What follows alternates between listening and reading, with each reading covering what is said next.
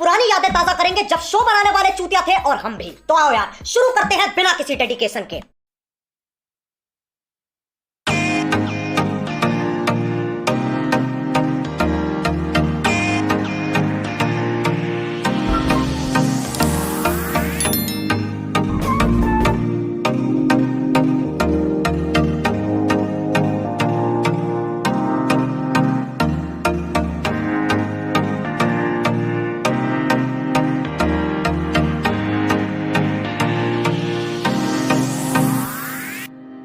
अब तुम लोग गलती से अगर नए हो तो सब्सक्राइब करो।